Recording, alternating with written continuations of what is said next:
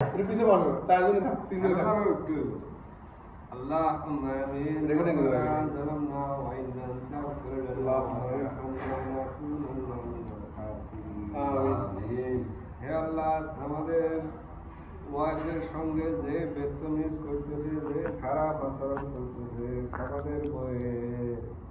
কলবের ভিতর যেন আমাদের সারায় আর কিছু না থাকে